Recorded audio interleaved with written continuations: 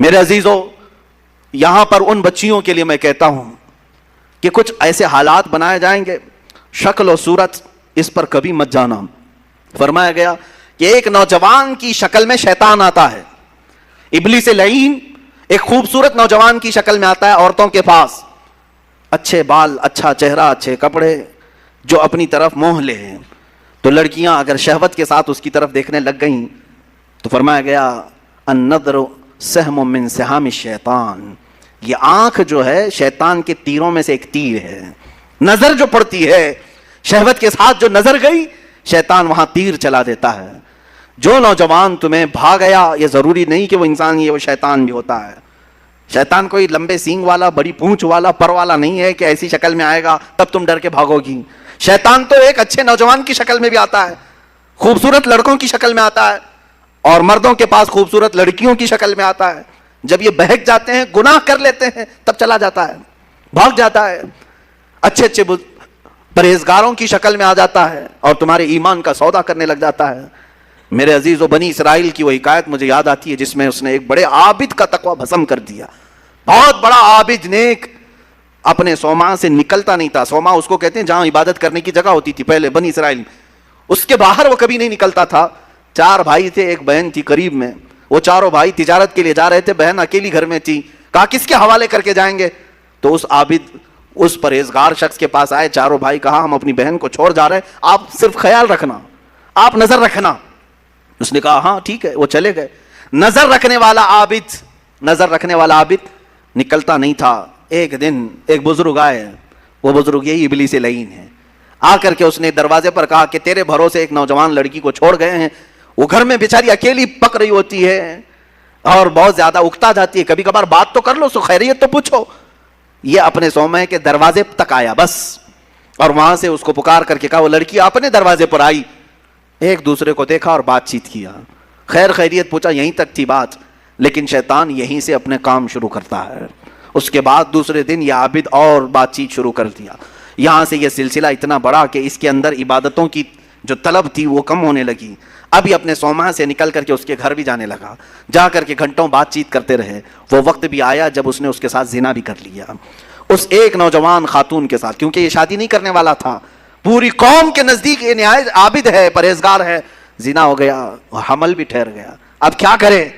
नौजवान लड़की के साथ ऐसे मामलात हुए हैं, डरा। वही इब्लीस आया फिर बुजुर्ग की शक्ल में, कहा देखो बहुत बड़ा मामला हो जाएगा, अगर तुम ये मालूम हो गया तो पूरी कौम तुम्हारे साथ क्या करेगी।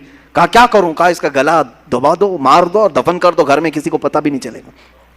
उसने कत्ल कर दिया उस लड़की को और दबा दिया अंदर, जमीन साफ कर दिया। जब चारों भाई तिजारत से वापस आए, पूछा कहाँ है हमारी बहन? कहा वो बीमार हो गई थी, मैंने उसको बहुत इलाज किया, इंतकाल कर गई, कब्रिस्तान में दफन किया, एक झूठी कब्र दिखा दिया। वो रोए धोए हो गई, बात खत्म। लेकिन क्या यहीं पर सिलसिला खत्म हो जाता है?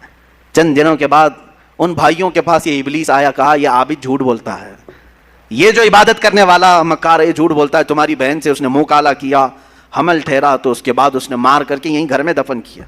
उन्होंने खोद करके देखा तो लाश का पुराना बकिया मिल गया।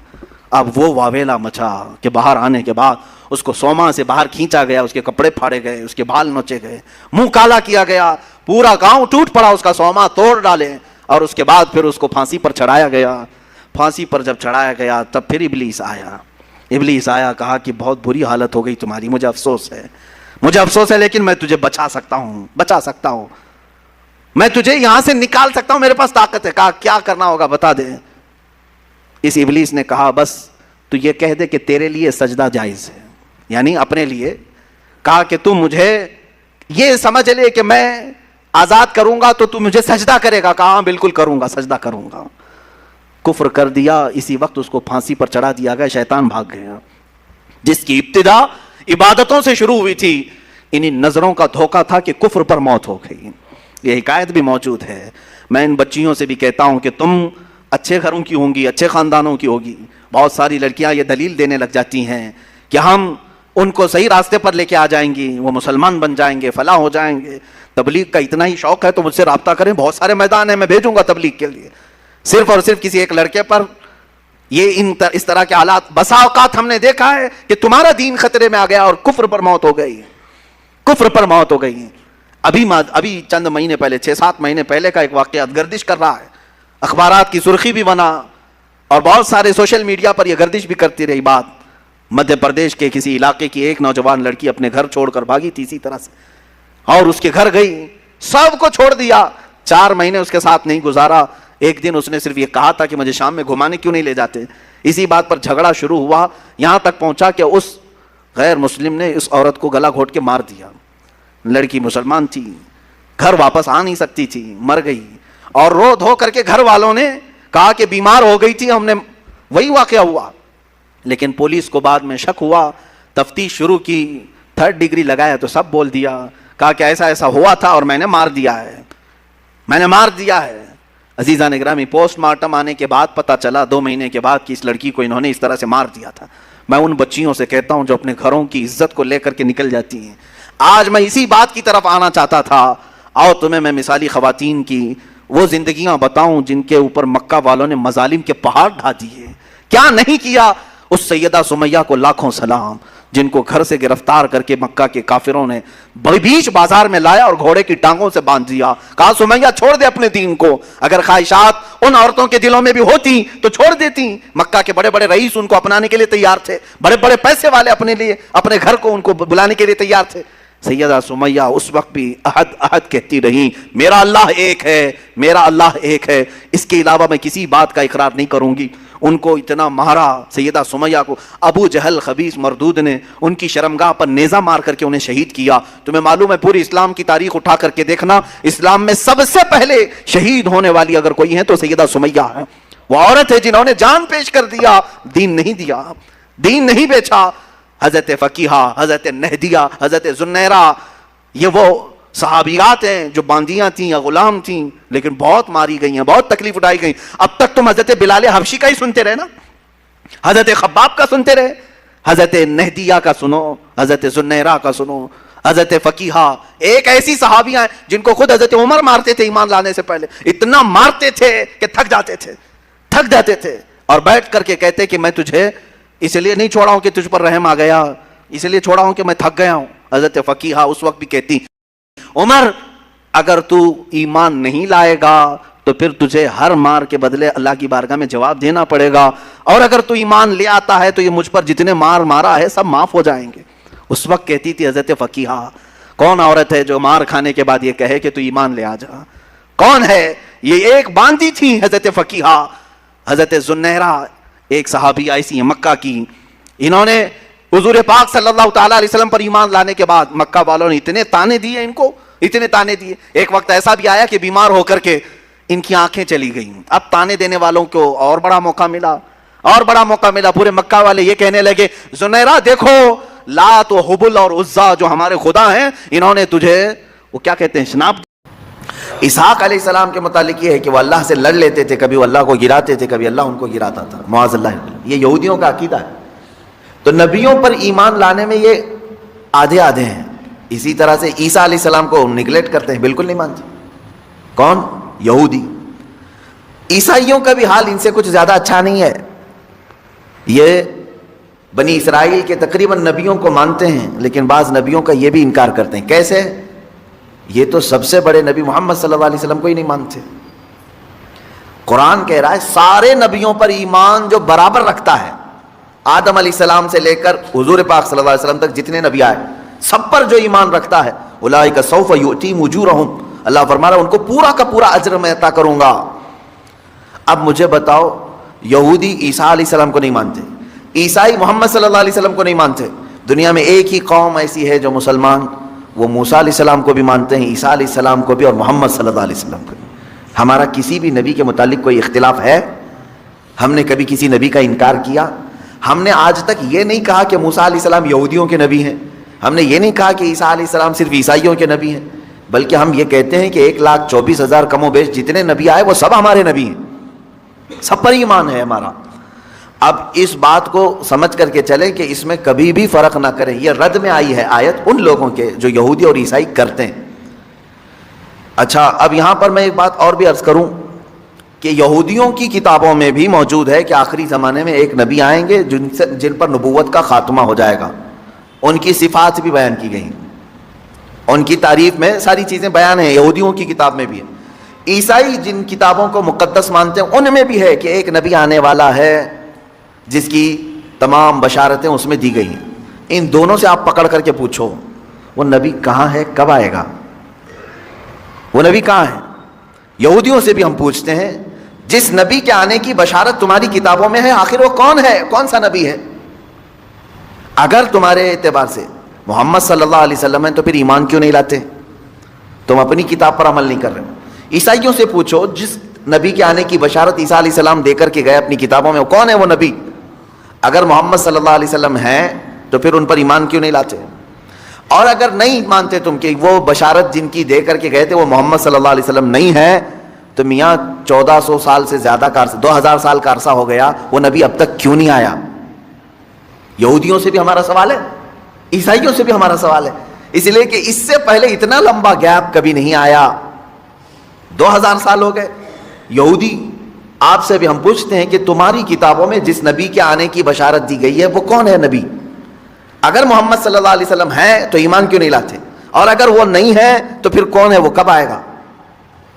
अगर ईसाई भी यही जवाब दें, उनसे भी मेरा यही सवाल है। मेरे अजीज़ों, यहाँ पर यह आयत इसीलिए आई है कि ये बाज़ नबियों को मानते हैं जो इनकी तबीयत में है, और बाज़ का इनकार करते हैं जो इनकी तबीयत में नहीं है। यहाँ से मैं एक नतीजा अख़ज़ करके आप सबसे भी कहना चाहूँगा, कभी भी शरीयत को अपनी तबीयत के मुताबिक ना बनाओ। जो तुम्हें अच्छा लगे वो शरीयत है, और जो कड़वा लगे उसको थूक दो। अक्सर ऐसा होता है। मिसाल के तौर पर मौलाना साहब जब तक आपको बयान कर रहे हैं, आपको बहुत अच्छी लगने लगी तकरीरें हैं, क्या बोलते हैं मौलाना साहब, बहुत अच्छा है। किस बारे में बोल रहे थे, आपको जितने लोगों ने धोखा दिया उनके खिलाफ बोल रहे थे, बहुत अच्छे मौलाना हैं। धोखे के खिलाफ बोलिए आप, बहुत सारे लोग जो है धोखा देते हैं। फिर हमने शराबियों के खिलाफ बोला, बहुत अच्छा बोलते हैं मौलाना, इसलिए कि शराब बंदी होनी चाहिए, हमारे माशरे में बहुत सारे बिगड़े, उनको सही करना चाहिए। मौलाना साहब ने एक दिन उन्हीं के बारे में कह दिया कि सूद खाते हो आप, बहुत बुरा मौलाना है। तो गोया कि तुमने शरीयत को अपनी तबीयत के मुताबिक बनाने की कोशिश की। जो तुम्हारे जख्मों पर उंगली रखे तो उसको तुम खराब कहोगे। यहूदियों की यही तबीयत थी और आज भी यही है। यहया अलैहिस्सलाम उनके नबी हैं, बनी इसराइल के नबी हैं। बादशाह बड़ी इज्जत करता था। यहया अलैहिस्सलाम जवान थे, 30 या 33 साल की उम्र के। बादशाह ने एक बार शादी की, चंद दिनों के बाद दूसरी शादी की उसी बीवी की बहन से। 2 बहनों को एक निकाह में जमा कर लिया, यानी 2 बीवियां हैं लेकिन दोनों सगी बहनें हैं। यहया अलैहिस्सलाम ने फतवा दिया कि शरीयत में 2 बहनों का एक साथ रखना हराम है। उसने कहा मैं बादशाह हूं। हजरत यहया अलैहिस्सलाम ने फरमाया अल्लाह सबसे बड़ा बादशाह है, कानून उसका है, तुम बंदे हो, सबके लिए है ये शरीयत। उसने धमकियां दी, कहा कि आप गलत कह रहे हैं, मेरे खिलाफ मत कहें। हजरत यहया अलैहिस्सलाम डटे रहे, यहाँ तक कि बादशाह ने यहया अलैहिस्सलाम का कत्ल कर दिया। आपका सर मुबारक अलग कर दिया, जिस्म अलग कर दिया, काट दिया। किस बुनियाद पर? उसके जख्म पर उंगली रखा था, बुराई पर तंबीह की थी। नबियों के साथ यहूदी यही करते रहे। उनको अगर किसी बात की तंबीह की जाती तो उनके खिलाफ खड़े हो जाते, उनको मार डालते। कई नबियों का कत्ल किया इन्होंने। मूसा अलैहिस्सलातु तस्लीम ने क्या किया? ज़कात का हुक्म आया तो सबसे कहा कि ज़कात दे देना। कारून जो ज़माने का बड़ा मालदार था, वो मूसा अलैहिस्सलाम के रिश्ते में भी आता था, उससे भी कहा कि कारून तो अपने ख़जानों की ज़कात निकाल। अब जब ज़कात निकालने के लिए देखा तो कई ख़जाने सिर्फ ज़कात में जा रहे थे, हालांकि उसको रियायत मिली थी। उसने क्या किया? होना ये चाहिए था कि मेरी इस्लाह के लिए अगर कोई बयान कर रहा है तो मैं अपने आप को इस्लाह की तरफ ले जाऊं, कोशिश करूं, बदल लूं। नहीं, दुनियादार की तबीयत ये होती है कि जो बोल रहा है उसी की जुबान को बंद कर दो। उसने औरत खरीदी, पैसे देकर के तवाइफ को मजमे में ले आया और कहा कि मैं मूसा से सवाल करूंगा जिना की सज़ा क्या है। जब वो जवाब दे रहे होंगे तो ऐ खातून तू खड़ी होकर के कह देना मेरे पेट में मूसा के जिना से बच्चा पल रहा है। मुआज़ल्लाह रब्बिल आलमीन। इतनी गलीज हरकत, इतनी नीच हरकत कारून ने की, किसके खिलाफ? मूसा अलैहिस्सलाम के। सिखा करके औरत को मजमे में ले आया। औरत बैठी हुई थी, उसने सवाल किया कि ऐ मूसा अलैहिस्सलाम, अल्लाह के नबी हैं आप, मसला बताएं कि अगर किसी शादीशुदा मर्द ने किसी औरत से जिना किया है तो क्या सजा है उसकी? कहा रज्म किया जाएगा, पत्थरों से हिलाक किया जाएगा। उसने इशारा किया औरत की तरफ, उठ तू बता तेरे साथ जिना किसने किया है? वो खातून खड़ी होती है और कपकपी तारी हो गई, जलाले मूसवी को बर्दाश्त नहीं कर सकी। उसने उगल दिया, कहा कारून मुझे पैसे देकर के यहाँ लाया है, पैसे देकर के यहाँ लाया है। इतना कहना था, मूसा अलैहिस्सलाम को जला लाया। आपने कहा है ज़मीन फट जा और कारून को उसके ख़जानों समेत निकल जा, धसा दिया गया। वो तो अल्लाह का अजाब था उसके ऊपर। मैं यहाँ पूछना चाहता हूँ, मूसा अलैहिस्सलाम के साथ इतनी गिरी हुई हरकत कारून ने क्यों की? इसलिए कि नबी ने बुराई पर उंगली रखी, उसे सिर्फ अच्छाई की तंबीह की। अजीज़ान गिरामी वक़ार, ये तबीयत कभी अपनी ना बनाना कि अगर बुराइयों के खिलाफ कोई तुम्हें बयान करे या नसीहत करे तो उसके पीछे मत पड़ जाना, उसके पीछे मत पड़ जाओ। कोशिश ये करो कि वो बुराई हमसे निकल जाए। आप जिंदगी में कभी ऐसा करते हो? डॉक्टर ने इलाज के दौरान ये कह दिया कि पेट में अल्सर है, तो डॉक्टर के पीछे पड़ जाओगे कि इसका पेट फाड़ करके रखूंगा मैं, मुझे कहा कैसे इसने अल्सर है? नहीं, तुम्हें मालूम है अकल है इतनी, डॉक्टर मेरी बीमारी को बोल रहा है, हो सकता है अंदर। अगर डॉक्टर ने कभी कह दिया तुम्हें आपको हार्ट का प्रॉब्लम है, ब्लॉकेज है, दौड़े दौड़े भागते हो, क्या इलाज करूं डॉक्टर साहब बताएं तो सही। कोई एक बंदा मुझे बताएं जो बदले में यूं कह दे डॉक्टर तेरी हर नस को मैं फाड़ दूंगा, तूने बोला कैसे मुझे, मेरे ब्लॉकेज है? नहीं, वो जब तुम्हें कह रहा है तुम्हारे अंदर बीमारी है तो तुम मान लेते हो, एक्सेप्ट करते हो। यही बात एक आलिम दीन और एक खतीब शरा से भी तुम्हें इसी तरह का सलूक रखना चाहिए कि अगर मौजूदा खराबियों और बुराइयों पर वो तंबीह करे, कोशिश ये करें कि उन बुराइयों को अपने अंदर से निकालें, ना ये कि उसके पीछे पड़ जाएं। हमारे बाज़ उलमा ने ये कहा था कि कौम का हाल ये है कि पता नहीं वो नियत करते हैं इमाम के पीछे, क्या कह करके नियत करते हैं मालूम नहीं। नमाज में इशा की 4 रकात फ़र्ज़ नमाज वास्ते अल्लाह के, पीछे इस इमाम के। तो अब ये समझ में नहीं आता पीछे इस इमाम के मतलब क्या है, यानी सिर्फ नमाज में पीछे है या फिर पूरी ज़िंदगी इसके पीछे पड़ना है? मेरे अजीज़ों, दाइयान दीन और दाइयान हक़ के साथ इंसाफ का मामला हो, ये मैं अपने लिए नहीं कह रहा हूँ, मेरे पीछे पूरे पड़ जाओ कोई मामला नहीं, लेकिन जो रसूल करीम सल्लल्लाहु तआला अलैहि वसल्लम की शरीयत ताहिरा और दीन हक़ को लेकर तुम्हारे दरमियान आए, उनके साथ वही सलूक करो जो आपके जिस्मानी मर्ज के लिए डॉक्टर के साथ आप सलूक करते हो। अंबिया इकराम अलैहिमुस्सलाम के साथ यहूदियों ने जो सलूक किया, वो सलूक आप नाइबान रसूल के साथ ना करें। यहूदियों को जो बातें अच्छी लगती थी वो ले लेते थे, और जो नापसंद होती तो नबियों का ही कत्ल कर देते थे। 1-2 नहीं, हज़ारों नबियों, 10,000 नबियों का कत्ल किया इन्होंने, तकरीबन 10,000 नबियों का। कुरान में कई जगह पर आयत है वयक़्तुलून नबिय्यीन बिग़ैरि हक़, ये ना हक नबियों का कत्ल करते थे। नबियों का काम ये इतना ही होता कि उनकी बुराइयां बता देते थे, ये गलत है। तो यहां आज उम्मत को भी मेरा यही पैगाम होगा कि अगर तुम्हारी बुराइयां कोई बताए तो यहूदियों की तरह उनके जान के पीछे ना पड़ जाओ, बल्कि उन बुराइयों के खात्मे के लिए मिल बैठ करके लाए अमल तैयार करें। अब आगे की आयत में पढ़ता हूं, अल्लाह ताला फरमाता है, ऐ रसूल, ये अहले किताब आपसे कहेंगे, आपसे सवाल करते हैं किस चीज का? अन तुनज़्ज़िल अलैहिम किताबम मिनस समा, कि आसमान से हम पर कोई किताब उतार करके दिखाओ, आसमान से हम पर कोई किताब उतार करके दिखाओ। अल्लाह ताला फरमा रहा है, हाँ, ऐसा हुआ भी था। हुजूर सल्लल्लाहु ताला अलैहि वसल्लम के पास यहूदियों और ईसाइयों की जमातें आई और कहने लगे हमारे सामने उतरना चाहिए किताब, आप पर आ रही है वही। अच्छा, वही कैसे आती थी ये भी मैं बताऊं। ये कुरान की जो आयतें आती थी किस अंदाज से? मेरे आका सल्लल्लाहु ताला अलैहि वसल्लम बैठे हुए हैं, अचानक जो सहाबा हैं, सहाबा इकराम महसूस करते थे हुजूर सल्लल्लाहु अलैहि वसल्लम ठंडियों के ज़माने में पेशानी से बहुत तेज़ पसीना बहने लग जाता था, सख्त ठंडियाँ ही क्यों ना हो, मोटे मोटे पसीने की बूंदें गिरने लगती थीं। सहाबा समझते कि वही उतर रही है, कुरान की आयतें उतर रही हैं मेरे आका सल्लल्लाहु अलैहि वसल्लम पर।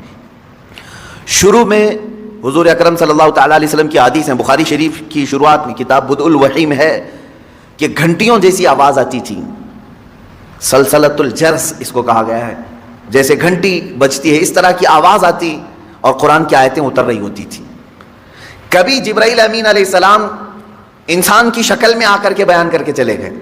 एक साहबी हजरत दहिया कल्बी रज़ियल्लाहु ताला अक्सर हजरत जिब्राइल अमीन उनकी शक्ल में बारगाह रसूल में आते थे।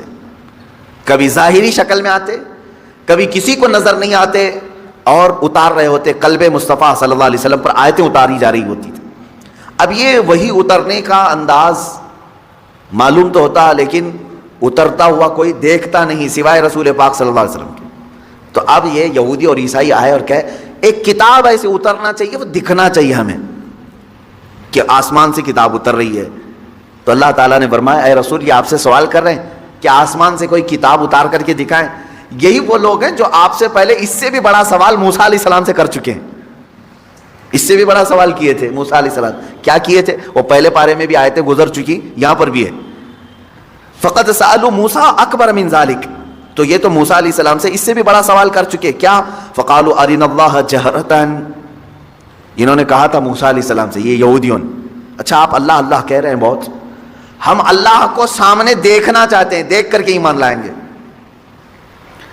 लन नुमिन हत्ता नरल्लाह जहरतन, कुरान में है। वो जिद करके बैठे, हम उस वक्त तक ईमान नहीं लाएंगे जब तक अल्लाह हमको दिखेगा नहीं। मेरे अजीज़ों, ये बड़ा सवाल मूसा अलैहिस्सलाम से किया था उन्होंने, मूसा अलैहिस्सलाम से। तो हुआ क्या उनके साथ? अल्लाह फरमाता फ़अख़ज़तहुम अस्साइक़तु बिज़ुल्मिहिम, इस तरह का सवाल करने पर अचानक एक बिजली चमकी और अल्लाह तबारक व तआला ने उन पर आसमान को नीचे कर दिया, इतना कि अब गिरेगा तब गिरेगा। खौफ के मारे वो पूरे दहल गए। सवाल क्या किया था? हम ईमान नहीं लाएंगे जब तक अल्लाह हमको सामने नहीं दिखेगा। तो अल्लाह ताला ने बिजलियां भेजी, कड़क भेजी, बहुत खतरनाक किस्म की कड़क, बिजली की चमक, और आसमान नीचे फट करके आ गया, सरों पर आ गया। अल्लाह ने रोक लिया। अब फिर वो ऐसी जिद्दी कौम थी, उनको ऊपर से आसमान यहां ला करके खड़ा किया गया। अब बोलो ईमान लाते हो या क्या है? तो कुरान की आयत है, लन नुमिना हत्ता नरल्लाह जहरतन फ़अख़ज़तकुम अस्साइक़तु बिज़ुल्मिहिम, तो उनके बिजली ने कड़क लिया, ये कड़क आ करके उन्हें घेर ली। तो फिर कहने लगे नहीं, हम ईमान लाते हैं मूसा के रब पर, है अल्लाह कोई है। अब ज़रूरत नहीं है देखने की। अब यहाँ से सुनिए मेरे अजीज़ों, नबियों से ऐसा सवाल किया गया है तो अल्लाह तबारक व तआला ने बयान फरमाया। मुझे हैरत होती है, मूसा अलैहिस्सलाम की कौम ने उनसे कहा था हम ईमान नहीं लाएंगे उस वक्त तक, तवज्जो है ना, हम ईमान नहीं लाएंगे उस वक्त तक जब तक कि अल्लाह को आंखों से देख नहीं लेंगे। मूसा अलैहिस्सलाम वली थे या नबी थे? नबी थे, सबको मालूम है। नबी का दर्जा बड़ा है या वली का दर्जा? नबी का। नबी को मौजज़ा भी मिला है, ताकत भी मिली है और उनकी शान महबूबी भी है। अल्लाह उनकी बातों को रद्द नहीं करता। मूसा अलैहिस्सलाम से जब उनकी कौम ने सवाल किया तो दिखवा देना चाहिए था ना, ठीक है चलो मैं अल्लाह दिखा देता हूं, तुम ईमान ले आओ। नहीं दिखाए। मूसा अलैहिस्सलाम अपनी कौम को अल्लाह नहीं दिखवाए। वजह यह है कि वो खुद भी नहीं देखे, वो खुद भी उन्होंने नहीं देखा था। अब मैं आपसे ये कहना चाहता हूं, इतने सालों गुजर जाने के बाद लल्लू पच्चू पीर साहब आए और वो मुरीदों से कहते हैं हम उस वक्त तक तुम्हें बैत में नहीं शामिल करेंगे जब तक अल्लाह तुम्हें दिखा नहीं देंगे। मुरीद भी घूमते हुए कह रहा है कि हमारे पीर साहब तो अल्लाह दिखाते हैं फिर बैत करते हैं। कौन सा पीर है वो जो इतवार के बाद आता है या मंगल से पहले आता है, या फिर मुर्शिद जिसे कहा जाता है हिदायत देने वाला। अजीज़ान गिरामी वक़ार, कुरान पढ़ो, इस तरह की ऐसी बातें न मारो, हवाओं में न फेंको। वो मुरीदीन भी वैसी ही हैं, पीर भी वैसा ही है। वो उसने क्या दिखाया, इन्होंने क्या देखा, पता ही नहीं इनको। मैंने सुना है कि कोई पीर साहब है वो भेजे में अल्लाह दिखाते हैं। बकरा काटते हैं, बकरे का सर फोड़ करके उसका भेजा निकाल करके उसमें रखते हैं। वल्लाहु आलम, ये भेजे का तस्वुर कहाँ से आया ये भी नहीं मालूम कि मियाँ जब दिखाना ही है तो भेजे में ही क्यों, अंडे में क्यों नहीं दिखता, गुर्दे कलीजे में क्यों नहीं दिखवाते। मेरे ख्याल से ऐसा हो सकता है कि पीर साहब को भेजा पसंद होगा, जितने मुरीद देखेंगे उतने भेजे आएंगे। क्या तमाशा है, दीन को तमाशा बना कर रखा है। ऐ गयूर मुसलमानों, अपनी अकल का इस्तेमाल करो। या कुरान तो ये कह रहा है कि मूसा अलैहिस्सलाम से उनकी कौम ने कहा था, एक जगह नहीं, ये आयत 2 जगह आई है, 2 जगह पढ़ करके देख लो। उनकी कौम ने कहा था हम जब तक अल्लाह को नहीं देख लेंगे जब तक आप पर ईमान नहीं ले आएंगे। मूसा अलैहिस्सलाम नबी होकर के अपनी कौम को नहीं दिखाए। नहीं, अल्लाह देखने वाली चीज है ही नहीं। कुरान कहता है ला तुदरिकुल अबसार वहुव युदरिकुल अबसार, कोई आंख नहीं है जो उसको घेर में ले ले। अगर किसी आंख में आ गया तो वो खुदा नहीं, खुदा वो है जो किसी की आंख में समा नहीं सकता। हाँ, वो अल्लाह रब्बुल इज्जत है जो सारी निगाहों पर हावी है, पूरी दुनिया को वो देख रहा है, लेकिन उसे देखने वाली आंख नहीं। रसूल करीम सल्लल्लाहु ताला अलैहि वसल्लम इससे मुस्तस्ना हैं। सिर्फ अल्लाह रब्बुल इज्जत ने मेरे नबी सल्लल्लाहु ताला अलैहि वसल्लम को अपना दीदार कराया, ये एक्सेप्शन है, ये एक्सेप्शन है। वो जिंदगी में एक मर्तबा हुजूर अकरम सल्लल्लाहु अलैहि वसल्लम के साथ हुआ बेदारी के आलम में। लेकिन यहां पर भी हम यही कहेंगे मेरे अजीजों, जिस वक्त अल्लाह ताला को अपना दीदार कराना था अपने नबी को, उस रात खुसूसी ताकत उनकी आंखों में डाली तब दीदार कराया है, खुसूसी ताकत और कुव्वत दी तब दीदार कराया। वरना तो बहुत सारे सहाबा भी इख्तिलाफ करते हैं इस बात पर। सहाबा की दो जमातें, बाद सहाबा का तो ये कहना है कि नहीं, रसूल करीम सल्लल्लाहु ताला अलैहि वसल्लम ने अपनी आंखों से नहीं देखा, दिल की आंखों से देखा, ये माथे की आंखों से नहीं देखा, इसलिए कि कुरान कहता है कोई आंखों से देख ही नहीं सकती। इसमें हजरत आयशा सिद्दीका भी हैं, हजरत आयशा सिद्दीका भी फरमाती हैं। लेकिन हजरत अनस रज़ियल्लाहु ताला अन्हु जो सहाबी रसूल हैं, उन्हीं के मसलक पर हम भी हैं।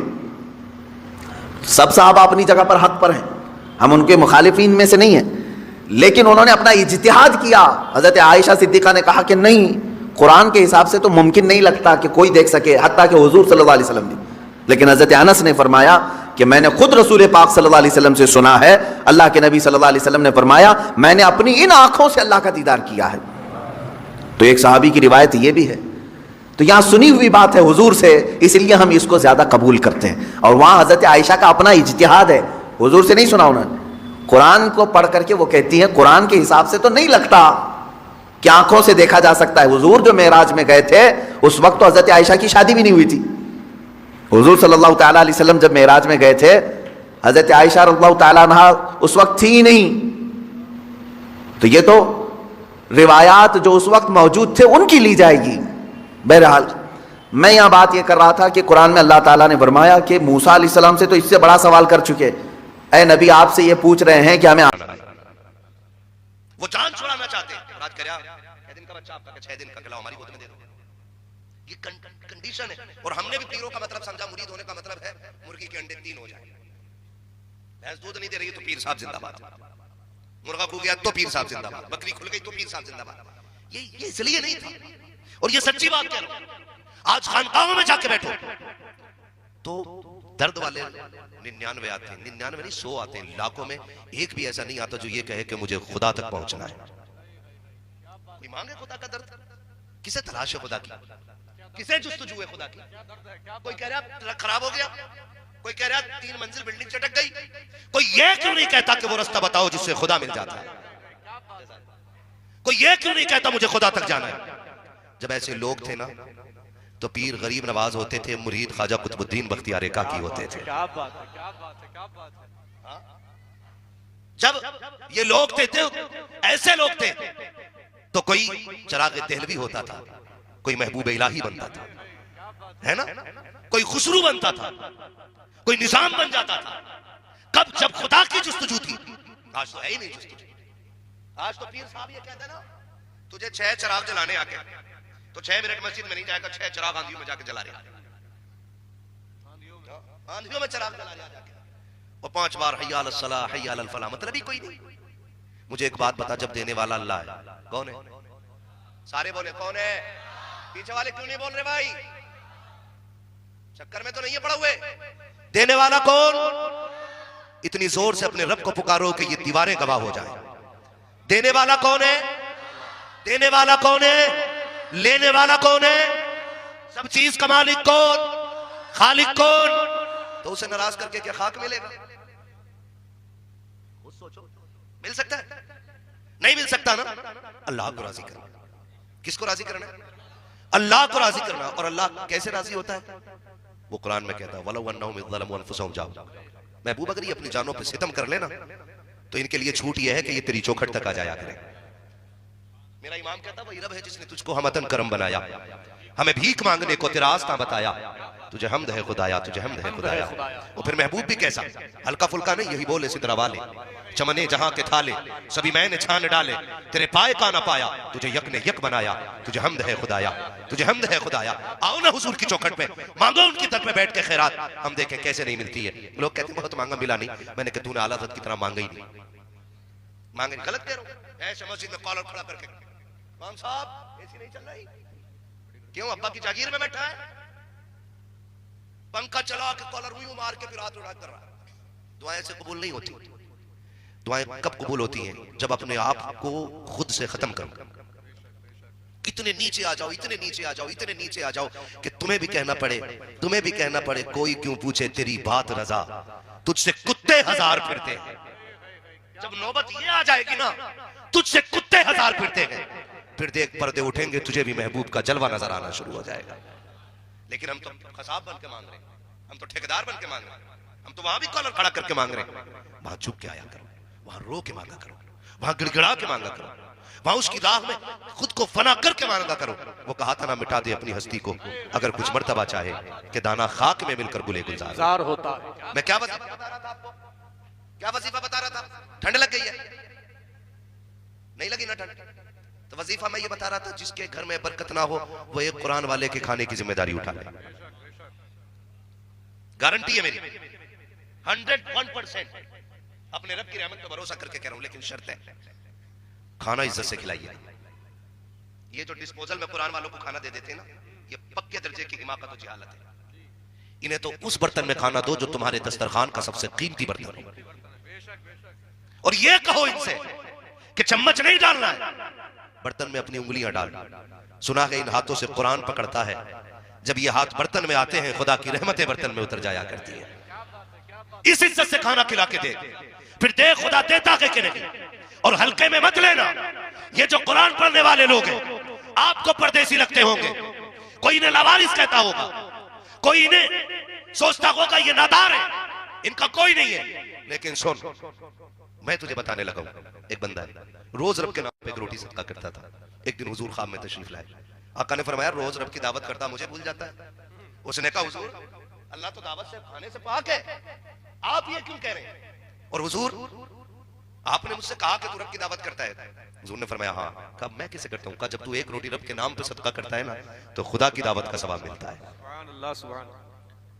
अल्लाह खाता नहीं है, अल्लाह खाता नहीं, लेकिन उसके बंदे को आप खिला दीजिए, वो फिर अपनी दावत का सवाब अता फरमा देता है। उसने कदम पकड़े, कहा हुजूर ये तो ठीक है मैं खुदा की दावत करता हूं, लेकिन आपको कैसे बुलाऊं, आपकी दावत कैसे होगी? मेरे नबी ने फरमाया सुन, तेरे घर के पीछे चंद कुरान वाले रहते हैं, वो कुरान पढ़ने के लिए आते हैं। अगर तेरा जी चाहे कभी तेरे दस्तरखान पे अच्छा खाना बना हो तो थोड़ी सी रोटी ले लिया कर, कुछ बोटी ले लिया कर, जाके कुरान वालों को खिला दिया कर। आका कहते हैं सुन, जब तू रब के नाम पे देता है रब की दावत का सवाब मिलता है, और जब तू कुरान वालों को खिलाएगा तुझे मोहम्मद की दावत का सवाब दे दिया जाए। सुभान अल्लाह, क्या बात है भाई, जिंदाबाद भाई, जिंदाबाद। ये है कुरान वालों की इज्जत, ये इज्जत अल्लाह ने इनको अता की है। तो इनको खाना खिलाने की कोशिश करो, और लाया करो, खिलाया करो। और कभी कितने, ये बात भी मैं 100% कह सकता हूं कि जितने फारिग हो रहे हैं इनमें से कोई भी आईएएस का बेटा नहीं होगा, कोई भी आईपीएस का बेटा, कोई भी इंजीनियर का बेटा, कोई किसान का बेटा होगा, कोई मजदूर का बेटा होगा, कोई दुकानदार का बेटा होगा, है ना जी? सब ऐसे ही बच्चे होंगे, सब ऐसे ही बच्चे होंगे, लेकिन किसी दौलत वाले अमीर का बच्चा यहां नहीं होगा। क्यों? मेरे महबूब ने फरमाया कुर्ब क़यामत दीन सिमट के गरीबों में रह जाएगा। ये याद रखिए, किन में रह जाएगा? गरीबों में रह जाएगा। दीन किन में रह जाएगा? इतना आहिस्ता ना बोलो कि मुझे नींद आने लगे। किन में रह जाएगा? गरीबों में रह जाएगा। अच्छा एक बात और कर लूं, मुझे उनसे तो कोई मतलब ही नहीं है जिनको अपनी डिग्रियां प्यारी हैं या अपने पद प्यारे हैं। हम तो बस इतना जानते हैं कि जब तक बिके न थे तो कोई पूछता न था, तुमने खरीद कर हमें अनमोल कर दिया। हम तो बस इतना जानते हैं। लेकिन मैं जो बात कहने लगा हूं, हमारी कौम में ना भेड़ की चाल चलती है, जिधर एक उधर सब। अब्बा का इंतकाल हुआ तो नौजवान को पता ही नहीं करना क्या है, तो दो चार बड़े बूढ़े कहते हैं कफन लेने जा रहे हो? हाँ। तो उधर से पेटी भी हदिया करा लाना, कुरान की पारों की पेटी हदिया करा लाना। इतनी पेटियां हो गई मस्जिद में कि मुसल्ले पे पेटियां और इमाम मेहराब के बाहर पूरी मेहराब पेटियों से भरी पड़ी। वो और फिर पेटी पे पेटी, पेटी पे पेटी, पेटी पे पेटी, पेटी लाई जाए। बड़ा साले सवाब अब्दुल गफ्फार, बड़ा साले सवाब अब्दुल जब्बार, बड़ा साले, ये पूरी जिम्मेदारी के साथ कहता हूं मैं, इतने उलमा बैठे, रखी रखी पेटियां कभी सवाब नहीं देंगे।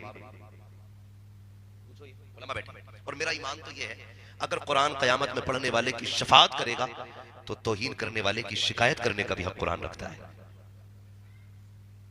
अगर क़यामत में कुरान ये मुझे सीने से लगा के रखता था, तो ये भी तो कह सकता अल्लाह इसे पकड़, इसने मुझे तौहीन की मेरी, जिस दिन से ला के मस्जिद में रखा था पेटी मुड़ के इसने दोबारा नहीं देखा, मुझे दीमक खाती रही, मेरे औराक के मिट्टी बनती रही, मैं जिस कागज पे लिखा गया था उसको रखे रखे गला दिया गया। मालिक इससे पूछ तो सही, इसका और मेरा रिश्ता क्या था, इसने क्यों ला के मस्जिद के अंदर रखा था मुझे? क्या पूछेगा नहीं कुरान? अगर कुरान ने इतना पूछ लिया तो बचाने वाला नसीब नहीं होगा। जिधर एक जा रहा उधर सब जा रहे।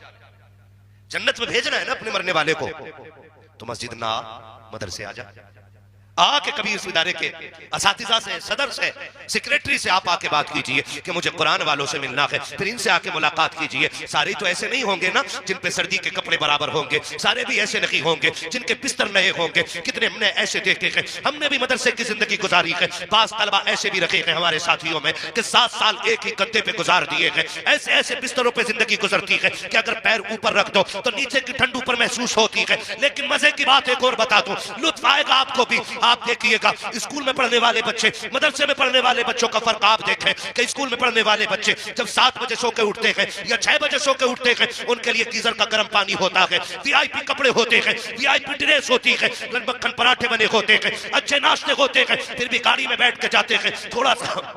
थोड़ा सा शीशा खुला, हवा लग गई, बच्चे की नाक चल गई, पसलियां चलने लग गई। बच्चा घर आया, माँ ने छुट्टी ले ली, आज मेरा बेटा स्कूल नहीं जाएगा। किस लिए? कि मेरे बेटे को ठंड लग गई है, इसकी पसलियां काम नहीं कर रही है, इसके फेफड़े जाम हो रहे हैं। क्या हो गया था कि थोड़ी सी गाड़ी की खिड़की खुल गई थी। ये तो स्कूल वाले हैं। आ तुझे मदरसा दिखाता हो, ये रात के 3 बजे उठने वाली कौम, ठंडे पानी से वुजू करने वाली कौम, अच्छे बड़ी गाड़ी में नहीं बल्कि टूटी चटाई पे बैठ करके कुरान पढ़ने वाली कौम। और छोड़िए साकिब, कितने तलबा तो नींद के डर से ठंडे फर्श पे बैठ के कुरान पढ़ते हैं। लेकिन खुदा की कसम, हजारों मदरसों की तारीख आप पढ़ लीजिए, आज तक मैंने किसी मदरसे के बच्चे को सर्दी की वजह से मरते हुए नहीं देखा है, ठंड की वजह से मरते हुए नहीं देखा है। ना कोई बिस्तर देने वाला है, ना कोई संभालने वाला है, लेकिन मस्त कलंदर है। सुबह उठते हैं, शाम तक कुरान पढ़ते हैं, पढ़ते पढ़ते सोते हैं, पढ़ते पढ़ते उठते हैं। ना कोई रजाई उड़ाने वाला। चल कभी मदरसा चल के देख, आज दारुल उलूम के अंदर कितने तो ऐसे होते हैं कि जब लेटते हैं रजाई उतर जाती है, कोई उड़ाने वाला नहीं है। वो बच्चे जो घर में रहते हैं, 3 मरतबा माँ चेक करती है, बेटे का कंबल तो नहीं खुल गया है, फिर भी बेटे बीमार हो जाते हैं। लेकिन इन मदरसे वाली जमात को देखो, ना कोई इनके बिस्तर संभालने वाला, ना कोई कंबल उड़ाने वाला। और छोड़ो साकिब, अगर खाने में नमक कम है तो किसी से शिकवा नहीं है, मिर्च ज्यादा है तो किसी से शिकायत नहीं है। जैसे मिल जाता है बिस्मिल्लाह पढ़ के खा लेते हैं, अल्लाह का नाम लेकर सो जाते हैं, लेकिन किसी से कोई शिकवा नहीं है। आ तुझे दुनिया दिखाता हूँ, ये स्कूल में जाने वाले, लाखों के खर्चे वाले, ये बीमार होकर मर जाते हैं, लेकिन मदरसे वाले महफूज रहते हैं। आखिर क्यों? तो फिर मदीने से जवाब आता है, नादान तूने जाना नहीं है। जो बच्चे घर रहते हैं, माँ बाप देखभाल करते हैं, और जो मदरसे में रहते हैं उनकी रसूल पाक देखभाल किया। नारे तकबीर, नारे रिसालत, फैजाने सरकारे मदीना, फैजाने सरकारे मदीना, अज़मते कुरान कॉन्फ्रेंस, अज़मते कुरान कॉन्फ्रेंस, अज़मते तालिबे इल्म, नारे तकबीर, नारे रिसालत। ये हुजूर के मेहमान है और हुजूर इन्हें खुद देखते हैं। बोलो यार सुभान अल्लाह। हुजूर इन्हें खुद देखते हैं, इनकी किफालत मेरे नबी करते हैं। सीधी बात, अगर कोई अमीर ये सोचता कि मेरे चंदे से मदरसा चलता है, तो मदरसा तो तब भी चल रहा था जब सुफ़ा पे भूखे सहाबा बैठ के कुरान पढ़ रहे थे, जब तेरा वजूद भी नहीं था, तब भी मेरा नबी खिला रहा था। हुजूर निकले सामने, हजरत अबू हुरैरा फरमाते हैं कि मुझे इतनी भूख लगी थी, सुने अल्लाह करे दिल मदरसे वालों से लग जाए, मुझे कोई शिकवा आपसे नहीं है, इतना अच्छा आप सुन रहे हैं, अल्लाह करे कि इस पे अमल की भी कोशिश करेंगे इंशाअल्लाह, करेंगे ना इंशाअल्लाह। पीछे वाले भी राजी बैठे इंशाअल्लाह। हाँ जी, तकलीफ हो तो चले जाना, क्योंकि मैं किसी को दुख देने नहीं बैठा, मैं बस हुजूर का दीन आप तक पहुंचाने के लिए बैठा हूं, जो मेरी ड्यूटी है। तवज्जो है ना। हजरत अबू हुरैरा कहते मुझे बड़ी भूख लगी थी, और मैं ये सोच के निकला कि कोई सहाबी मुझे मिलेगा और मुझसे खैरियत पूछेगा, तो मेरी भूख का पता लगेगा, मुझे कुछ खिला देगा वो। तवज्जो है ना। थके तो नहीं है? अल्लाह सलामत रखे। और दिल महफिलों में लगने लगे तो समझ लो हुजूर की तवज्जो इधर हो गई है। ये बात ख्याल रखा करो खास। अल्लाह बरकतें अता करे। हजरत अबू हुरैरा करके मैं खड़ा था कि काश कोई मुझसे मेरी खैरियत पूछ ले, तो गैरत वाले सहाबा थे, बेगैरत नहीं थे, गैरत वाले थे। आज तो ना बस अल्लाह खैर करे, मैं किसी और तरफ नहीं जाना चाह रहा हूँ।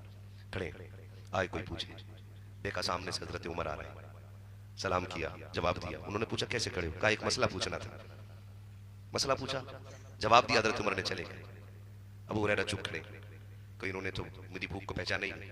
फिर देखा हजरत अबू बकर सिद्दीक आ रहे, वो भी पूछे कैसे खड़े हो? का सवाल था एक, उनसे भी एक मसला पूछा, जवाब दिया, वो भी चले गए। फिर हजरत अबू हुरैरा कहते हैं उन्होंने मेरी खैरियत तो पूछी ही नहीं, पता ही नहीं लगाया मेरी भूख का। थोड़ी देर गुजरी के सामने से हुजूर आ जाते हैं। और फिर मेरा नबी, खंजर चले किसी पे तड़पते हैं हम अमीर, सारे जहां का दर्द हमारे जिगर में है। शायद हुजूर आए ही इसलिए थे। मेरा इमाम कहता और कोई गैब क्या, तुमसे निहा हो भला, जब ना खुदा ही छुपा तुम पे करोड़ों दुरूद। हुजूर आ गए, सलाम किया अबू हुरैरा ने, हुजूर ने जवाब दिया। हुजूर फरमाते हैं कैसे खड़े हो? हुजूर एक सवाल पूछना है। हुजूर ने हाथ पकड़ा, कहा अबू हुरैरा सवाल पूछना है कि भूख लगी है? हजरत अबू हुरैरा कहते हैं हुजूर मुझे लेके गए और आवाज दी घर के अंदर कुछ है, तो हुजूर के घर से दूध का प्याला मिल गया। मैं दूध का प्याला देख के बड़ा खुश हो गया कि लो भाई आज भूख मिट जाएगी। कहते हुजूर के पास प्याला रखा, हुजूर कहते हैं अबू हुरैरा जी का सुफ़ा पे जो कुरान वाले बैठे उन्हें बुला लाओ, उन्होंने भी कई दिन से नहीं खाया। कितने थे? 70। कितने? 70। मैं बुला लाया। कहते लेकिन मैं सोच रहा था एक प्याला है और हुजूर ने इन्हें भी बुला लिया, भूख तो मुझे ही बहुत लगी है। कहते हैं लेकिन कुर्बान जाऊं मेहरबान नबी के, 70 आ गए, हुजूर ने वो प्याला उठा के मुझे ही दिया, कर लो दानी जानिब से सबको पिलाना शुरू करो। कहते हैं जब मैंने पहले बंदे को वो प्याला पेश किया ना, तो हुजूर ने फरमाया पेट भर के पियो।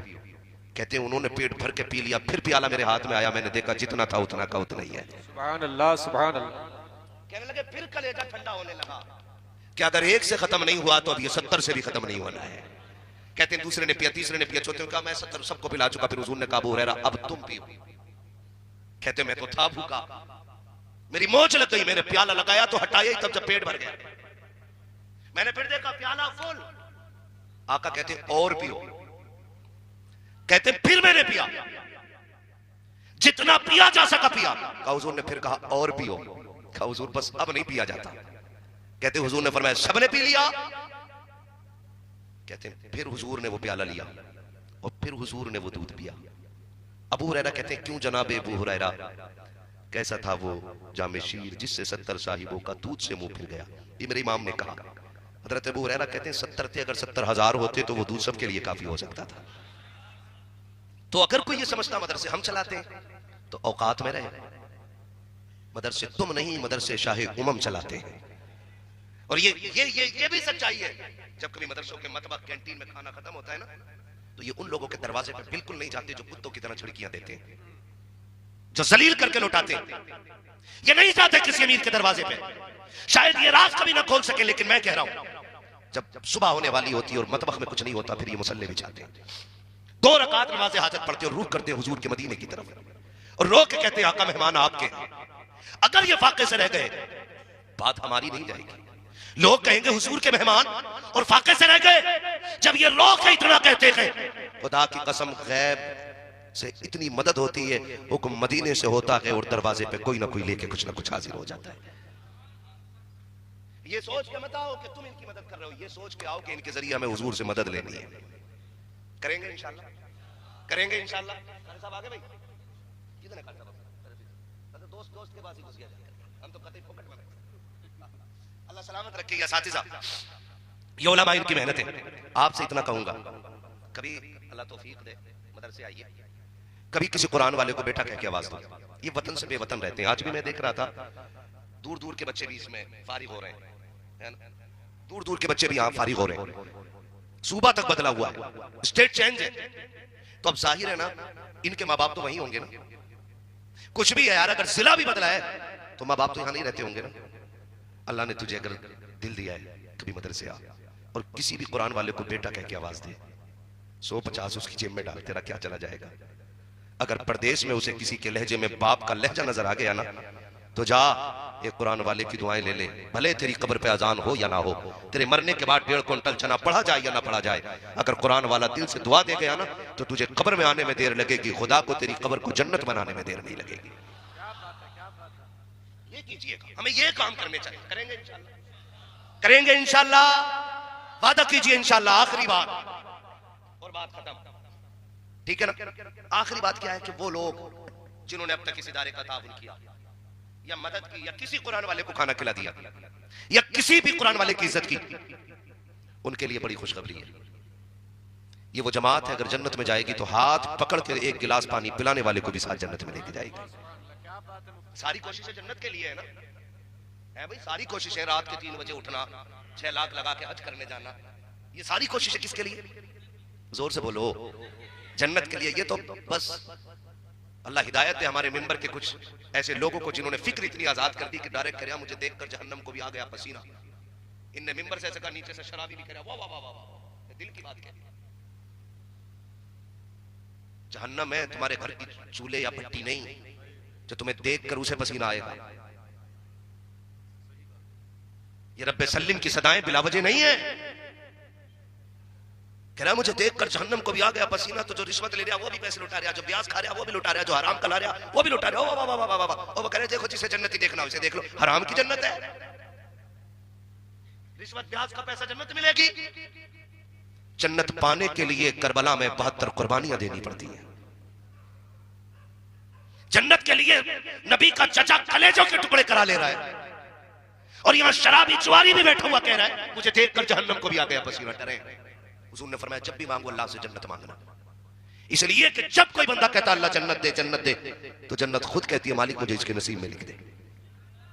हमें जन्नत की तलाश में रहना है, धोखे में नहीं आना है, अमली तौर पे तैयारियां करनी है, और कोई ऐसा गवाह बना लो जो कयामत में काम आ जाए।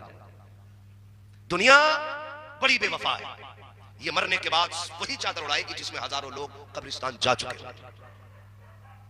पूरी पूरी बस्ती की एक ही मसहरी है, करोड़पति बंदा भी उसी जनाजे में लेट के जा रहा जो मस्जिद में रखा हुआ 20 साल से। अरबपति को भी वही सूरह यासीन लिखी हुई चादर दी जाएगी जो आज से 10 साल पहले मस्जिद में लाके दी गई है। मरने वाले को सगे बेटे नई चादर देने तैयार नहीं होते। तू किस घमंड में है? ये भी ले लूं, ये भी ले लूं, ये पोते को दे दूं, ये पोते को दे दूं। मर के देख, जब हम अपने दादा परदादा की कब्रों पे सोने के ताज न चढ़ा सके तो हमारी नस्लें खाक चढ़ाएंगे। खुद से फैसला करो ना। ये हमने कितनी उनकी कब्रों पे जाके फाताएं पढ़ी है, हमने कितने गुलाब चढ़ाए। जो जाते हैं वो देखते होंगे कितनी कब्रों पे तो आज कोई मिट्टी डालने वाला नहीं। फूल तो बड़ी बात है, हाँ कोई मिट्टी डालने वाला नहीं। अल्लामा ताहिर साहब कब्रें गल गई हैं, तख्ते गल गए हैं, कुछ में हड्डियां दिखती है, किसी में खोपड़ी नजर आ रही है। क्या इनके वारिस नहीं थे? क्या इनकी नस्लें नहीं थी? हैं किधर है? कि कोई अमेरिका में घूम रहा है, कोई लंदन में घूम रहा है, बाप की कब्र पे मिट्टी डाल के हड्डियां छुपाने वाला भी आज कोई नहीं। क्यों किसी के धोखे में रहना? अपनी कब्र का इंतजाम खुद कर जाइए। कुछ भी ना कर सको तो एक बेटे को कुरान वाला बना दो। अल्लामा ताहिर साहब यहां बैठे हैं, कारी फरासत साहब बैठे हैं, नकीब साहब बैठे हैं, उलमा बैठे हैं। ये दुनिया के जिस कोने में जाएंगे पूरी जिंदगी भी कब्रिस्तान ना जाए, आज ये यहां बैठे, इनकी यहां बैठक का सवाब इनके बाप और मां अगर कब्रों में है तो उनकी रूहों को पहुंचाएगा अल्लाह ताला। इसलिए अपने बच्चों को कुरान जरूर दें, दीन जरूर दें अपने बच्चों को। अल्लाह ताला हमारी नस्लों को कुरान और दीन की समझ नसीब फरमाए। आखिरी बात सुने जो मैं कहना चाह रहा था। एक बाप ने बेटे को कुरान पढ़ाने की तमन्ना जाहिर की।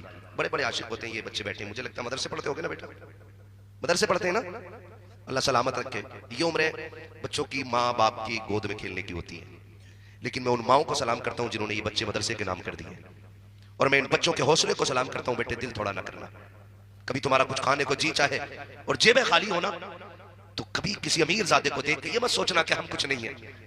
आज ना अमीरों को खाते देख तू सब्र कर, खुदा की मशीयत आवाज देती है। आज तू सूखी रोटियों पे कनात कर ले, कल इसी अमीर की इमामत के मुसल्ले पे खड़ा ना कर दूं तो फिर बात कर। अल्लाह खड़ा करेगा तुम्हें उस मुसल्ले पे कि जहां करोड़पति भी खड़े होंगे तुम्हारे पीछे, अरबपति भी खड़े होंगे, और खड़े नहीं जहां तेरा कदम होगा वहां उनका सर रखा। ये इज्जत खुदा अता करके दिखाएगा, और ये कुरान वालों को अल्लाह एहतराम अता करेगा। ये वो जमात है, वो बाप लेके आया बच्चे को, कहा हुजूर ये मेरा बच्चा है, मैं इसको कुरान पढ़ाना चाहता हूँ। उस्ताद उन्होंने कहा जी हमारे मदरसे में से 35 बच्चे पढ़ सकते हैं, 36 की गुंजाइश नहीं है।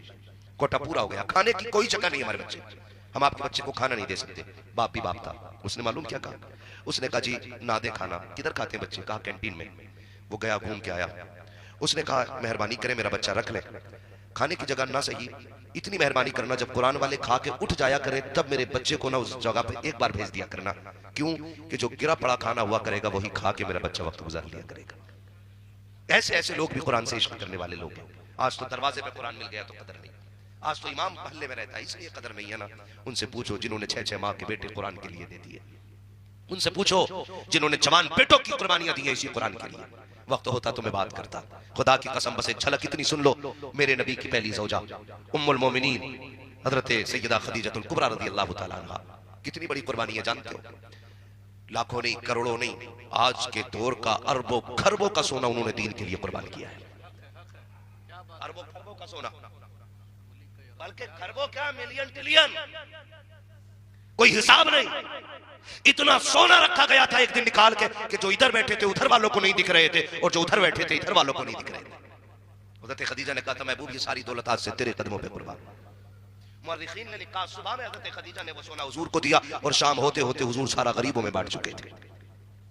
आज 500 रुपए मदरसे में देख के कह रहे हैं मेरे पैसे से बनी है इमारत, मेरे पैसे से बनी है बिल्डिंग, मैंने पढ़ाया इनको, मैंने किया इनका। और मैं खत्म कर यार, खत्म कर, हुए नामवर बेनिशां कैसे कैसे, जमीन खा गई आसमां कैसे कैसे, खत्म करो इन चीजों को। उसने कहा जी मेरे बच्चे को वहां भेज दिया करें जहां कुरान वाले खाना खाते हैं।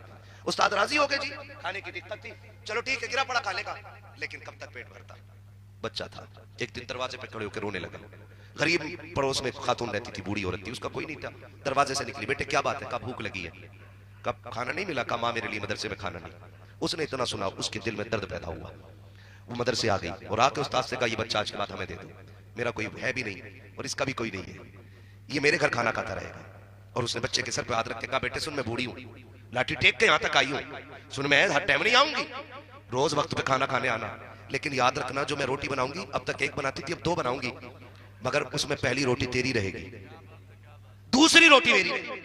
उसने कहा पहली रोटी तेरी रहेगी, दूसरी मेरी। बच्चा रहता रहा, मां खिलाती रही। फिर वो दिन भी रब ने दिखाया कि कुरान पूरा हुआ। आज जैसे ये दूल्हा बने ना, खानदान वाले रिश्तेदार होंगे, लोग देखेंगे, वो तमन्ना होगी पहले मैं गले में हाथ डालूंगा, पहले मैं जाके मुबारकबाद दूंगा जब दस्तकार होगी। ये नजरिए होते तो बैठे थे, चचा भी बैठा, बाप भी बैठा, बाप कहता मैं पहले मुबारकबाद दूंगा, मेरा लाल है, चचा कहता चल कंधे पे मैंने रख के खिलाया इसे, आज मेरा दिन है इसे मुबारकबाद देने का। सारे बैठे और सूरह नास की तिलावत हो रही है और इख्तिताम का इंतजार कर रहे हैं। सूरह नास की तिलावत है, जब आखिरी हर्फ आया है और आयत और सूरत मुकम्मल हो रही है, बाप दौड़ा मेरा बेटा हाफिज बन गया है, चचा ने कहा मेरा हाफिज बन गया है, बच्चे ने इशारा करके कहा ठहर जाइए, जानता हूं आपका हूं, आप मेरे हो, लेकिन इस मुबारकबाद का हक आपका नहीं बनता है, पहला हक उस मां का बनता है जो आज तक मुझे कुरान वाले को रोटी बना के खिलाती रही है, जिसका उसूल ये था कि पहले रोटी मुझे देती थी, दूसरी रोटी वो खाती थी। कहा यह मुबारकबाद पहले मुझे उससे हासिल करनी है। बच्चा दौड़ जाता है, लेकिन जाके क्या देखता है, जो रोज खाना खिलाती थी आज उसके दरवाजे पे भीड़ लगी है, दरवाजे पे लोग टोपियां लगाए खड़े हैं। इसने पूछा क्या हो गया? कि आज इस माई का इंतकाल हो गया है जो तुझे रोज रोटी खिलाती रही है। बच्चा रोता हुआ आ गया, 3-4 दिन गुजर गए हैं, जब मोहल्ले में बातें हो रही है, कोई कहता था मैंने जन्नत में देखा है, कोई कहता मैंने जन्नत में देखा है। किसी ने पूछा यार सब जन्नती बता रखे हो, लेकिन कोई ये तो बता दो इसे जन्नत मिल कैसे गई? एक कहता मैंने पूछा माँ बता तो सही तू जन्नती कैसे हो गई? कहा और अमल तो नहीं पता, रब ने मुझे बुलाया और कहा सुन कुरान वाले की खिदमत की वजह से मैं तुझे जन्नत का परवाना अता कर रहा। एक इज्जत की अल्लाह इतनी बड़ी कीमत अता कर देता है, आपको जन्नती बना देता है, आपको जन्नती बना देता है। खुदारा कुरान वालों की खिदमत करें, इनकी इज्जत करें और कोशिश कीजिएगा इन्हें राजी रखा करें। करेंगे इंशाअल्लाह, मदरसे का ताउन करेंगे इंशाअल्लाह। मैं हर नौजवान से कहना चाहता हूँ, हर नौजवान से, हम परदेश में रहते हैं अक्सर, जो तुम वही मैं, हम भी मुसाफिर तुम भी मुसाफिर, कुछ ना कुछ दुआएं ऐसी होनी चाहिए जो खुफिया होती हो, बगैर मांगे मिलती हो। वो दुआएं कब मिलेंगी? कोशिश करो कि तुम्हारी कमाई कुरान वालों के हलक से उतरे। याद रखिएगा आपकी कमाई इनके हलक से उतरेगी और अल्लाह उस लुकमे के बदले में तुम्हारे लिए अर्शों से बरकतें और रहमतें नाज़िल फरमा देगा। करेंगे ना इंशाअल्लाह? फरमाया गया इन्ना दीना इंदल्लाहिल इस्लाम, अल्लाह के नजदीक पसंदीदा दीन सिर्फ मजहब इस्लाम है, यही मजहब हक है, यही दीन हक है। लिहाजा मेरी गुजारिश है बच्चों को कुरान जरूर पढ़ाइए। और जब आपका बेटा आपके जनाजे को कंधा दे रहा होगा ना, तो बाप ना कफन में लेट के कहेगा लहद में इश्क रुखे शह का दाग लेके चले, अंधेरी रात सुनी थी चराग लेके चले, तेरे गुलामों का नक्शे कदम है राह खुदा, वो क्या भटक सके जो ये सुराग लेके चले। बस जो हुए गलत उनको माफ फरमाए रब्बे कायनात। जिंदगी में दिया साथ फिर होगी मुलाकात, चमन रहा फूल खिलेंगे, जिंदगी रही फिर मिलेंगे, मुसाफिर हम भी मुसाफिर तुम भी, किसी मोड़ पर फिर मुलाकात होगी। फकीरान आए सदा मगर वाह रे हुसैन तेरी हिम्मत को सलाम, तेरी जुर्रत को सलाम, तेरा एक नहीं तू इकहत्तर उठा के लाया था, लेकिन आज कोई कंधे पे हाथ रखने वाला नहीं है, कोई बाजू पकड़ के सहारा देने वाला नहीं है, कोई तसल्ली देने वाला नहीं है। हमारे यहाँ एक चला जाता है तो खानदान के खानदान रोटी खिलाते हैं, यहाँ तो कोई जैनब को एक घूंट पानी पिलाने वाला नहीं, शहरबानों को तसल्ली देने वाला नहीं है, कोई सहारा देने वाला नहीं है। अहले बैत अतहार का चमन पूरी तरह उजड़ चुका है। एक बचा है ज़ैनुल आबिदीन, वो भी कभी होश में आता है कभी बेहोश हो जाता है, मगर कुर्बान जाओ करबला वालों की अजमत में। तारीख गवाह है खेमे लुटते रहे लेकिन ज़ैनब की नमाज कज़ा नहीं हुई, आपके कानों की बालियां नोची गई लेकिन सजदे नहीं छूटे, आग लग गई खेमों को लेकिन नमाज नहीं छूटी। तारीख गवाह है कि जब खेमे चल रहे थे औरतों की चीखें निकल रही थी, अली की ज़ैनब कह रही थी खबरदार खेमे चले तो चल जाएं लेकिन रब की नमाज कज़ा नहीं होनी चाहिए, एक सजदा भी नहीं छूटना चाहिए। तारीख गवाह है एक एक सजदे को वक्त पे अता किया है करबला वालों ने, शरीयत के कानून की हिफाजत की है, एक एक कदम संभाल के रखा है करबला में।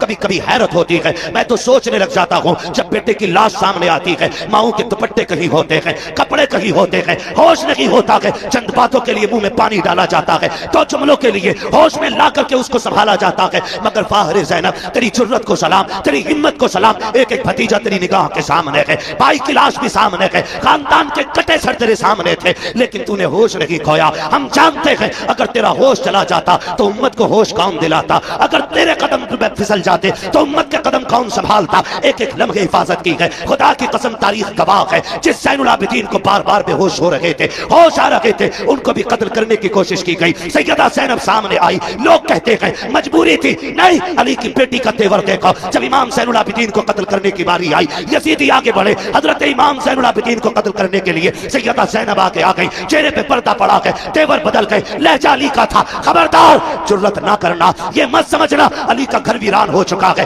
अगर एक भी कदम बढ़ाया तो अब अली के तेवर अली की बेटी दिखा देगी, इसके बाजू में तुम्हें अली की ताकत नजर आएगी। वो लहजा था सैयदा ज़ैनब का कि एक के हाथ कांप गए, तलवारें छूट गई, किसी में जुर्रत नहीं थी इमाम सज्जाद की तरफ कदम बढ़ा देता। मगर तारीख का ये बाप भी कितना दर्दनाक बाप है। जब रात पहली आई है यार, जब किसी घर से जनाजा उठता है लोग उस घर में रात भर नहीं सो पाते हैं, लगता है तन्हाई से डर, लगता है अंधेरे से डर, उस बिस्तर पे कोई नहीं लेटता जिस पे बाप ने दम तोड़ा हो, उस चादर को कोई नहीं ओढ़ता जिस पे घरवाला चला गया हो, उस दुपट्टे को कोई बेटी सर पे नहीं रखती है जिसको ओढ़ के मां दुनिया से गई थी। खुदा की कसम हमारा हाल ये है। मगर वाह रे ज़ैनब तेरी जुर्रत को सलाम, बिखरे हुए लाशें उठाए अली की बेटी ने, रख के एक जगह ला करके और बैठ जाती है मक्तल में। हैदर कर्रार के शहजादे गाजी अब्बास का टूटा हुआ खंजर उसका टुकड़ा लेके बैठी और फैसला करती है अगर अब कोई आया और लाशों के साथ कोई भी बदतमीजी की तो अली की बेटी काट के रख देगी। रात के 2 हिस्से गुजरे हैं, अचानक आहट महसूस हुई, तुम कहते हो उन्हें खबर नहीं है, गैरत आनी चाहिए, सुन तो सकी, जरा देख तो सकी तूने कैसे कह दिया। उन्हें खबर नहीं थी रात के 2 हिस्से गुजरे हैं, सन्नाटा है, हर तरफ तन्हाई तन्हाई है,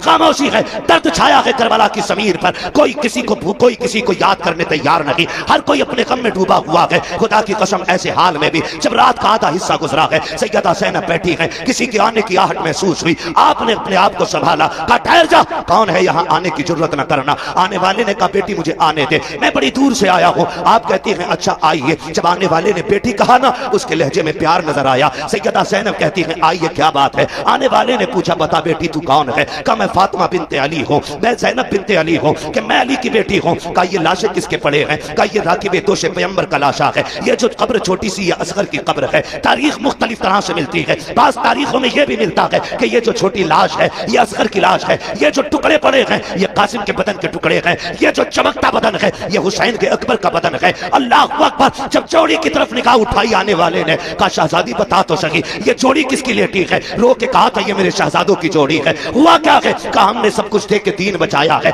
आने वाले ने कहा ठीक है फिर तुम्हारा खुदा हाफिज है। ये कहकर जब जाने लगे हजरत ज़ैनब ने आगा काटा, कहने लगे ठहरो तो सही, इस जमीन पे कोई एक घूंट पानी के लिए बोलने तैयार नहीं, आपके लहजे में बला का प्यार है, बताओ तो सही कौन हो जिसने यहाँ पे हमें बेटी कह के आवाज दी है। अल्लाह अकबर। आने वाले वाले ने चेहरे से नकाब पलटा, फरमाया बेटी तुम अपनों को नहीं पहचान रही हो, मैं कोई और नहीं तुम्हारा नाना मोहम्मद रसूलुल्लाह हूँ। का नाना क्यों आए हो? का ये देखने आया था कि मेरी बेटी ने जो फातिमा से वादा किया था उसको कैसे पूरा कर रही है। अल्लाह अकबर, मेरा महबूब तो रुखसत हो जाता है। उसके बाद जब रात के 3 हिस्से गुजरे हैं, उसी तीसरे हिस्से में पानी के लिए एक खातून आई है, रात के सन्नाटे में चादर ओढ़ी है, पानी का प्याला लेकर के सैयदा ज़ैनब के करीब आई। आपने फरमाया कौन कहा ये पानी ले ले? आपने पानी देखा, फरमाने लगी हमें पानी से नफरत हो गई है, हमें पानी नहीं चाहिए। उस खातून ने कहा सैयदा ये पानी ले लीजिए, मैं कोई और नहीं, मैं हुर की बीवी हूँ, उन्होंने जान दे करके गुलामी का सबूत दिया है, मैं पानी दे करके गुलामी का सबूत देने आई हूँ। सैयदा पानी कबूल कर ले। हजरत सैयदा ज़ैनब को जब खातून जन्नत का वास्ता दिया गया,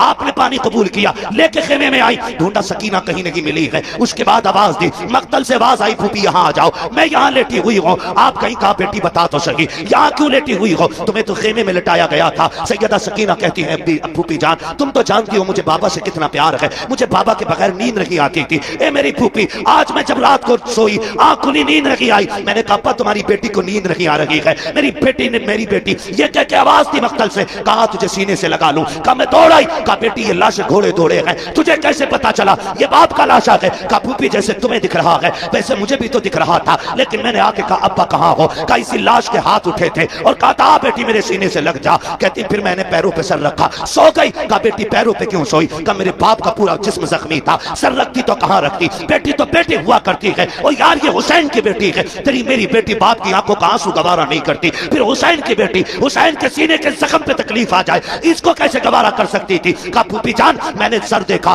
पैन बदन देखा, जगह जगह पे जख्म है, पैरों के तलवे देखे, जख्म कम थे, मैं वहीं सर रख के सो गई। उठाया, कहा बेटी उठो, खेमे में लेकर के आई, पानी पेश किया। अल्लाह अकबर। अब अली के घर का सबक देखिए, जब पानी पेश किया आप कहती फूफी आप पीजिए ना, आप भी तो प्यासी हैं। तीनों दोनों की प्यास 3 दिन की है, भतीजी भी 3 दिन की प्यासी है, फूफी भी 3 दिन की प्यासी है, लेकिन फूफी ने कहा बेटी तुम पियो, भतीजी कह रही है फूफी पहले आप पिए। अल्लाह अकबर। सुनना गौर से प्यारे, जब इतनी बात कही सैयदा ज़ैनब कहती है बेटी हमारे घर का उसूल यह है कि जब बच्चे प्यासे होते हैं तो बड़े पानी नहीं पिया करते हैं, ये पहले पानी आप पीजिए। कहा ये कानून है? कहा यही कानून है। फिर उसके बाद सैयदा ज़ैनब ने अपना प्याला उनकी तरफ बढ़ाया, हजरत सकीना ने प्याला पकड़ा, दौड़ लगाई मख्तल की तरफ। सैयदा ज़ैनब कहती मैं हैरत में पड़ गई, प्यास तो इसे लगाई थी, जा कहां रही है? कहती सकीना कहां जा रही हो? कहती मेरी तरफ मुड़ के देखा, दौड़ते दौड़ते कहती है फूफी अभी आपने बताया था जिस घर के छोटे प्यासे होते हैं उस घर के बड़े पानी नहीं पीते हैं, मुझसे छोटा मेरा असगर प्यासा है, ये पानी पहले उसको पिलाया जाएगा।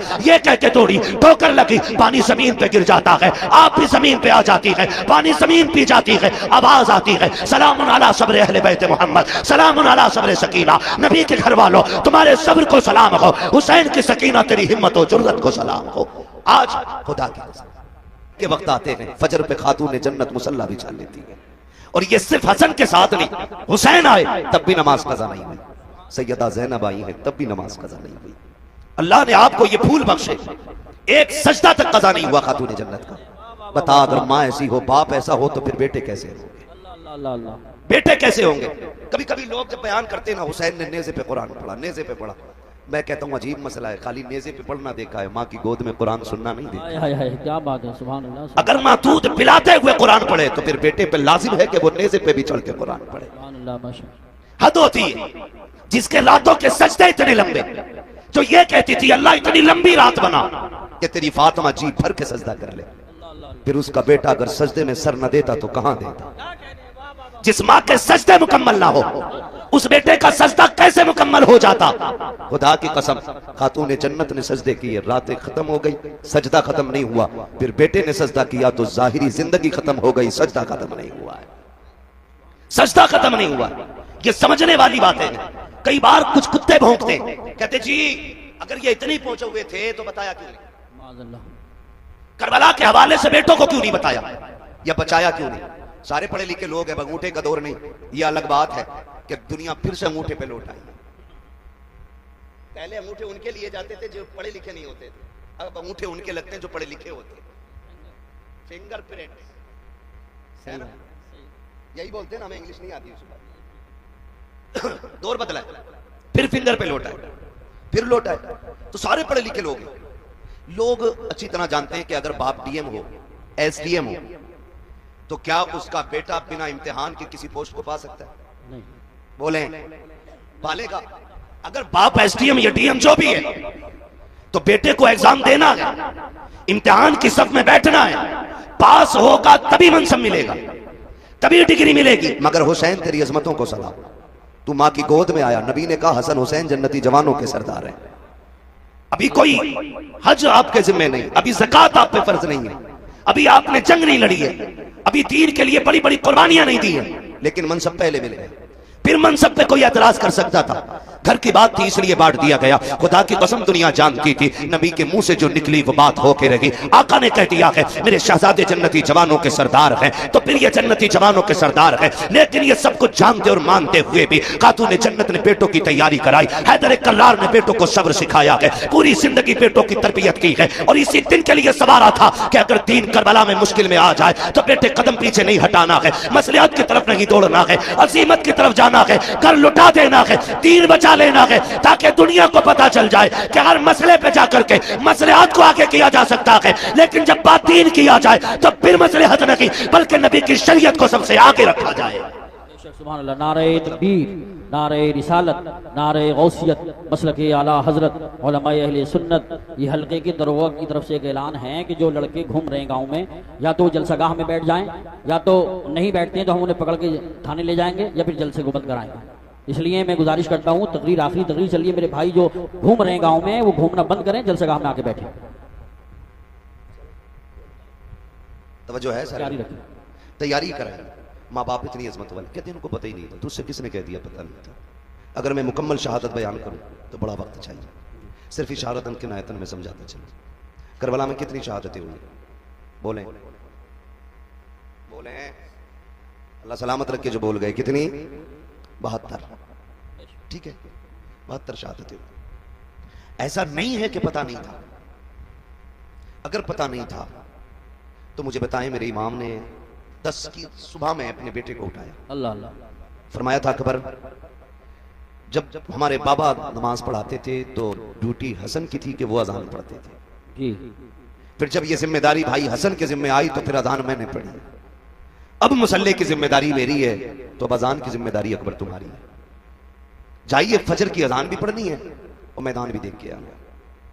आप गए, फजर की अजान पढ़ी, वापस आए, वालिद की बारगाह में कहते हैं बजी अजान तो पढ़ आया हूं, मैदान देखने गया ना, मैंने किसी खातून को रोते हुए देखा, उसके सर से लेकर पैर तक चादर थी, चेहरा तो नहीं देखा, पर्दे वाली कोई खातून थी, लेकिन मैंने ये देखा कि वो अपने दुपट्टे के कोने से जमीन साफ कर रही थी और रो रही थी। मेरे इमाम ने इतना सुना आंख में आंसू आ गया, तो आपने फरमाया अब्बा जी उस खातून से हमारा कोई रिश्ता तो नहीं था, आप क्यों रो रहे? फरमाने लगे बेटे तुम जिस खातून की बात कर रहे हो वो कोई और नहीं, मेरी मां फातिमा ज़हरा ही है। खुद बता मुझे, सोच और बता।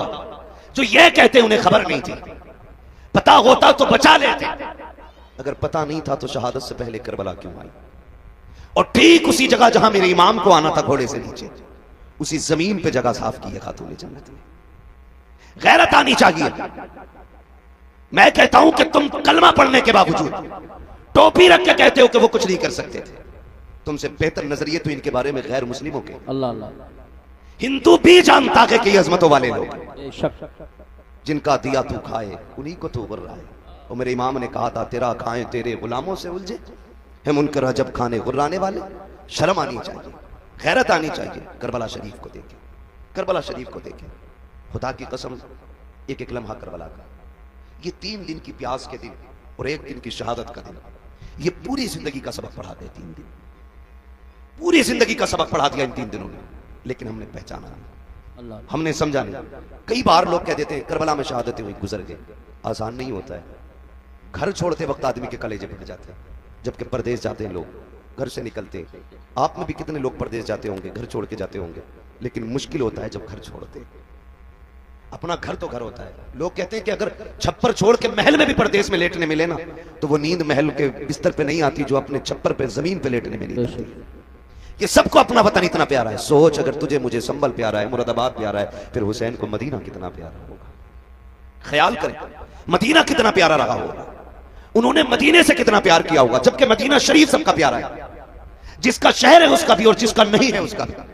हज करके लोग आते हैं, पलट के आते हैं, तैबा से लौटना किसी आशिक से पूछिए। अल्लाह अल्लाह। ऐसा है जैसे रूह बदन से निकल गई। अल्लाह। लौटा के मदीने से उबैद अपना बदन ही, जो रूह थी वो अब भी मवाजा पे खड़ी है। जो मदीने से लौट आते हैं ना, रूह उनकी वहीं रह जाती है। जब भी सलाम पढ़ा जाता है उनके सामने गुंबद खजरा की जालियां होती है। तो ये तेरे मेरे लिए इतना प्यारा है मदीना, फिर हुसैन के लिए कितना प्यारा होगा।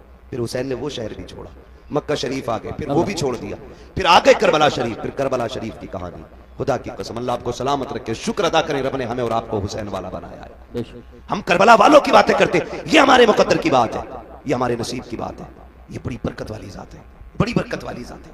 करबला शरीफ गए, जब भी ये बात कही जाती है ना कि शहजादों की जंग थी, तो दुख होता है, दुख होता है। शहजादों की जंग होती है या मसला ये होता कि साहब इक़्तिदार की लड़ाई थी, तो इक़्तिदार की लड़ाई में कोई 6 माह के असगर को नहीं लेके जाता है, बेशक। कोई 7 साल की सकीना नहीं लेके जाता है, कोई बीमार ज़ैनुल आबिदीन को तो नहीं लेके जाता है। हाँ, छोटे छोटे भांजे तो लेके नहीं जाता है। इक़्तिदार की जंग में बहनें नहीं ले जाई जाती है। अगर इक़्तिदार की जंग होती तो औरतों को नहीं ले जाया जाता। मामला कुछ और है। खुद हजरत हुर ने बयान किया था, जब मेरे इमाम ने खुतबा दिया और हजरत हुर बेकरार थे, तो शिमर ने कहा था, हुर क्या बात है, आज को ज्यादा बेकरार नहीं लग रहा है? तुझे दस्ते का सफर सलार बनाया है, फिर इतना बेचैन क्यों है? तो बातों ने तुझे क्या कर दिया है? उसने कहा, यार मुझे नहीं मालूम था कि तुम इतना सब कुछ करोगे, मुझे तो यह पता था खाली मुस्तफा के शहजादे को मजबूर करके बैत ली जाएगी, इतना नहीं मालूम था कि तुम इतने गिर जाओगे, नबी के खून के प्यासे हो जाओगे। अगर इतना पता होता तो मैं रास्ता कतई नहीं रोकता।